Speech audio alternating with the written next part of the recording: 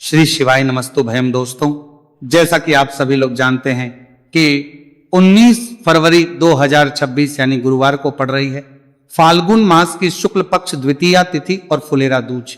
और दोस्तों, यह वह तिथि है जो फाल्गुन महीने में पड़ने वाली सबसे बड़ी तिथि है, क्योंकि यह गुरुवार के दिन पड़ रही है और इसका बहुत ही बड़ा और विशेष महत्व होता है। पूज्य गुरु जी ने कहा है कि अगर कभी भी मौका लग जाए और फाल्गुन महीने की फुलेरा दूज गुरुवार को पड़ जाए तो आप लोगों को 7 चने की दाल वाला उपाय तो अवश्य ही करना चाहिए। इन दोनों का संयोग बहुत कम आता है।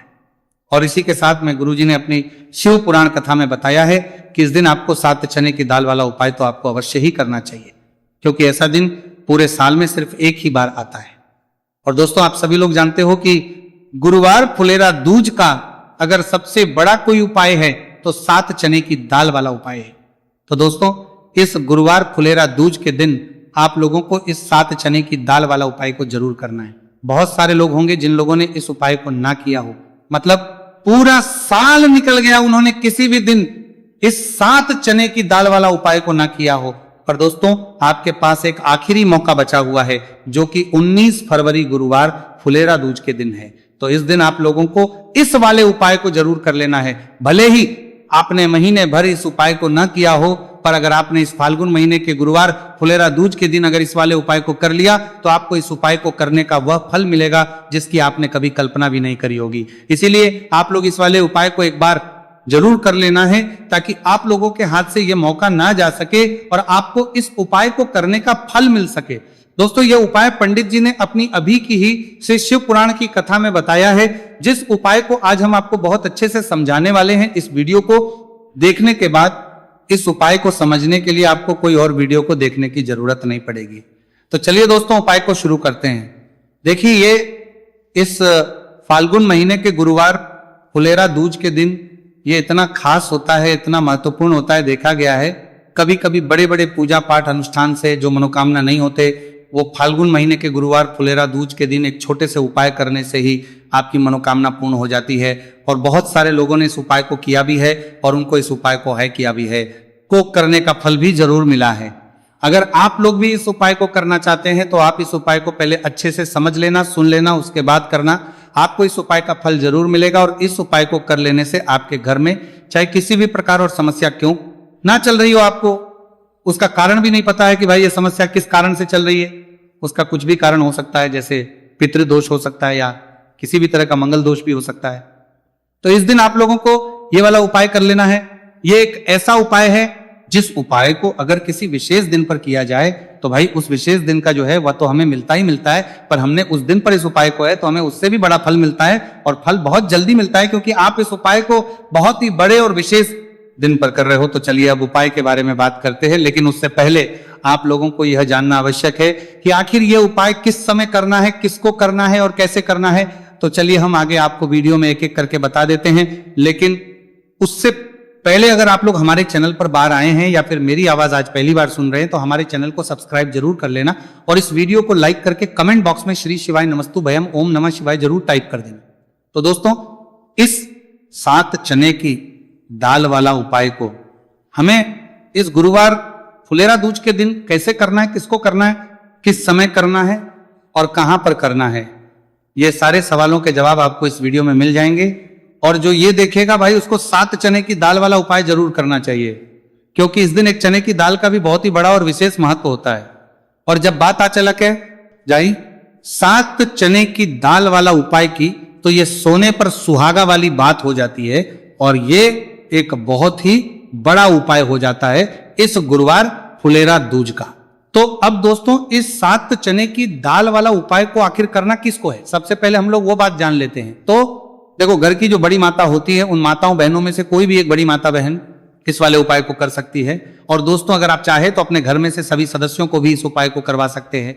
अगर किसी व्यक्ति की खुद की कोई मनोकामना है, खुद की कोई दुख और परेशानी है जो कि वो अपने लिए ही करना चाहता है इस वाले उपाय को, तो वो खुद अपने लिए भी कर सकता है। बाकी अगर कोई घर में से ऐसा है जो कि अपने पूरे घर परिवार की सुख और शांति के लिए ये वाला उपाय करना चाहता है तो भाई वो भी कर सकता है, उसमें भी कोई वाली बात नहीं है। कहने का मतलब यह है कि इस उपाय को हर एक सदस्य भी कर सकता है, और पूरे घर परिवार के सदस्य के लिए घर की बड़ी माताओं बहनों में से कोई एक माता बहन भी कर सकती है।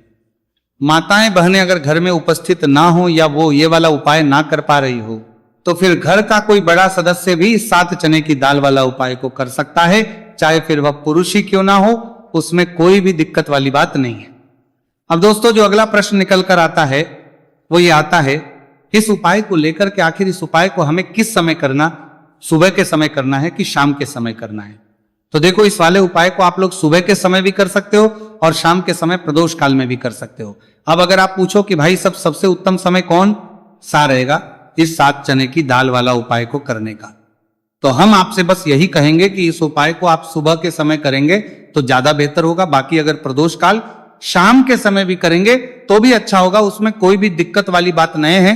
तो अब दोस्तों जो अगली सबसे बड़ी और महत्वपूर्ण बात आती है वह यह आती है कि सुबह अगर हम उपाय को करेंगे तो हमें कितने बजे से लेकर कितने बजे तक के बीच में करना है, और शाम के समय प्रदोष काल में करेंगे तो हमें कितने बजे से लेकर कितने बजे के बीच में करना है। तो देखो सुबह जितनी जल्दी हो सके आप उपाय को करने की कोशिश करना।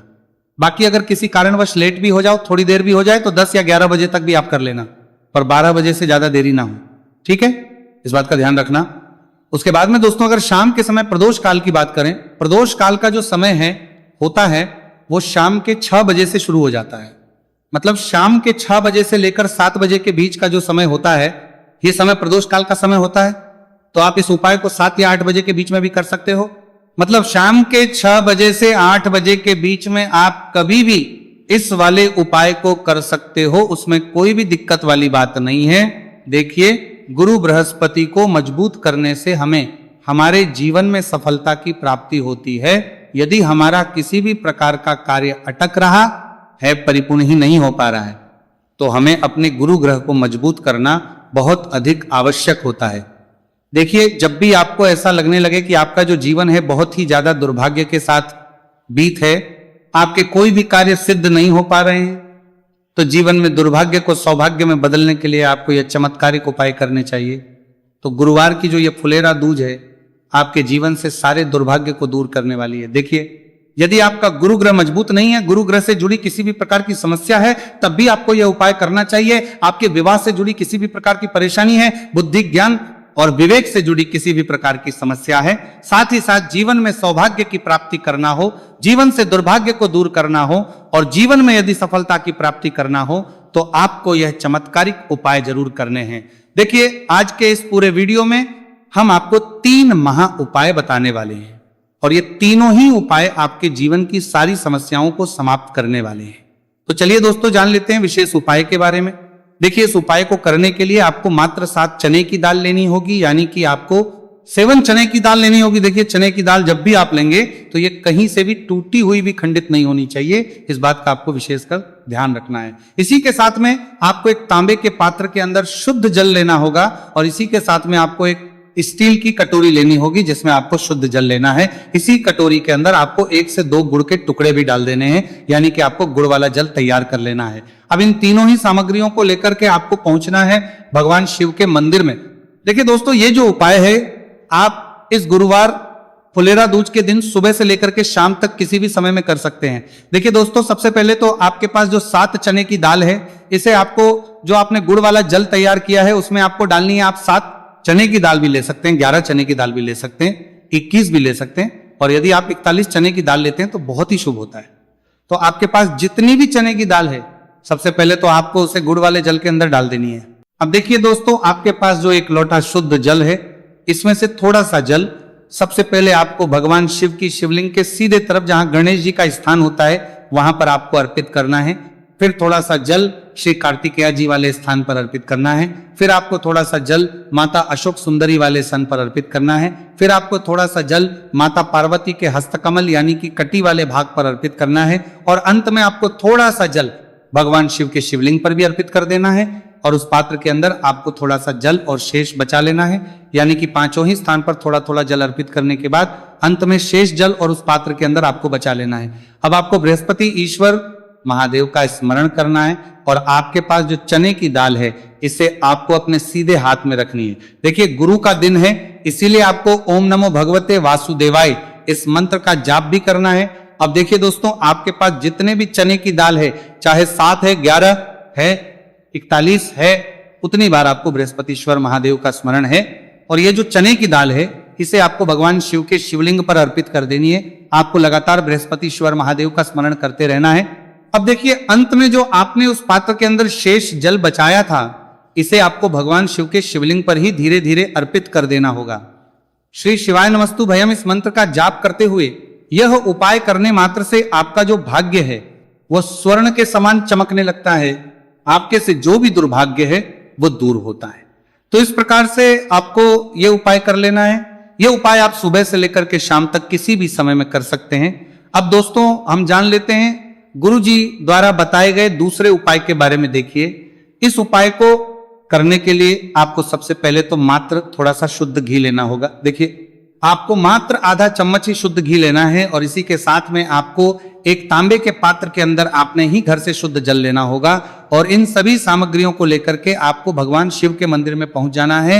आप ये उपाय सुबह से लेकर के शाम तक किसी भी समय में कर सकते हैं। देखिए, सबसे पहले तो आपके पास जो एक लोटा शुद्ध जल है, इसे आपको धीरे धीरे शिवलिंग पर अर्पित कर देना है। श्री शिवाय नमस्तु भयम इस मंत्र का जाप करते हुए और बृहस्पतिश्वर महादेव का मन में स्मरण करते हुए। अब देखिए दोस्तों, आपके हाथ की जो अंगूठे के पास वाली उंगली होती है, तर्जनी उंगली, उसमें आपको ये शुद्ध घी लेना है और इस उंगली से आपको शिवलिंग पर जहां माता अशोक सुंदरी का स्थान होता है, वहां पर आपको इस घी से अच्छे से लेपन करना है। यानी कि माता अशक्त सुंदरी वाले स्थान पर आपको अच्छे से घी का लेपन कर देना है। और आपकी जो भी मनोकामना है, चाहे आप अपने जीवन से दुर्भाग्य को दूर करने के लिए यह उपाय कर रहे हैं, जीवन सौभाग्य की प्राप्ति के लिए आपकी कोई मनोकामना हो, विवाह के लिए आपकी किसी भी प्रकार की कामना हो, जिस भी प्रकार की आपकी कामना है उसे परिपूर्ण करने के लिए आपको कोई प्रार्थना करनी है, और इस घी का लेपन आपको माता अशोक सुंदरी वाले स्थान पर करने में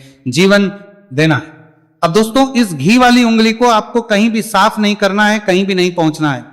सीधे आपको अपने घर लेकर के आना है और इस घी की जो पहली बिंदी, इसे आपको अपने मुख्य द्वार पर लगा देनी है। और इस घी की बिंदी आप अपने घर में जहां भी आप पोरिया है, धन रखते हैं, वहां पर भी लगा सकते हैं। आपके घर में जहां कहीं भी रसोई घर है, वहां पर भी आप इस घी की बिंदी को लगा सकते हैं। तो 3 जगह आप इस घी की बिंदी को लगा सकते हैं। आपके घर में कभी भी अन्न और धन की कमी नहीं होगी और आपके घर में जो भी क्लेश होगा वह भी समाप्त हो जाएगा। तो इस प्रकार से आपको दुर्भाग्य को दूर के लिए दूसरा उपाय करना है। तो चलिए दोस्तों, अब हम जान लेते हैं तीसरे विशेष और अंतिम उपाय के बारे में। देखिए, यह उपाय भी बहुत ही खास है। विशेषकर आपके भाग्य को उदय करने के लिए यह उपाय भी बृहस्पतिश्वर महादेव का ही होने वाला है। और विशेषकर आपको यह उपाय भी गुरुवार फुलेरा दूज के दिन ही करना है। देखिए, इस उपाय को करने के लिए आपको सबसे पहले तो एक प्यारी सी और सुंदर सी बेलपत्र लेनी होगी। बेलपत्र लेते समय ध्यान रखें कि यह कहीं से भी कटी फटी खंडित नहीं होनी चाहिए। यदि आपको बेलपत्र नहीं मिल पाती है तो आप शिवलिंग पर चढ़ी हुई बेलपत्र को पुनः शुद्ध जल से धोकर के उसका उपयोग कर सकते हैं। इसी के साथ में आपको एक तांबे के पात्र के अंदर शुद्ध जल लेना होगा और इसी के साथ में आपको आधा चम्मच या फिर उससे भी कम शहद लेना होगा।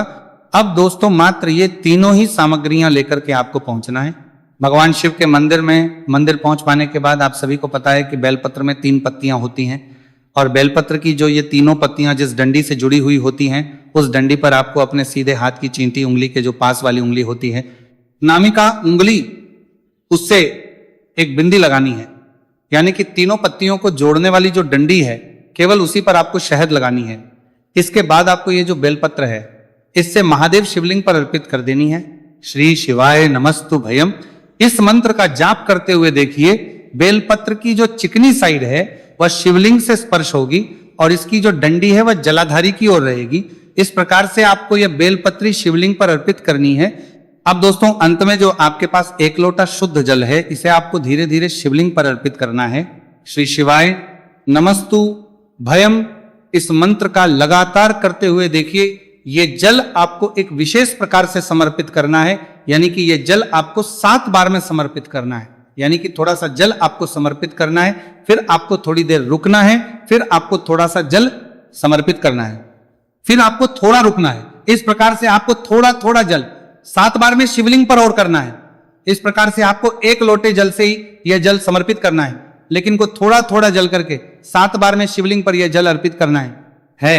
और आपको लगातार बृहस्पतिश्वर महादेव का स्मरण करते रहना है। देखिए, जैसे ही ये जल शिवलिंग से होकर के जलाधारी की ओर बह करके आएगा तो इस जल को आपको अपने सीधे हाथ में लेना है और इस जल का छिड़काव आपको अपने पूरे शरीर पर कर लेना है। बृहस्पति शवर महादेव का मन में स्मरण करते हुए ये जो उपाय है आपके भाग्य का उदय करता और आपके जीवन से दुर्भाग्य को दूर करता है। तो बहुत ही आसान सा उपाय है। इस उपाय को भी आप इस गुरुवार की फुलेरा दूज पर करके जरूर देखना, आपको निश्चित ही लाभ होगा। तो दोस्तों,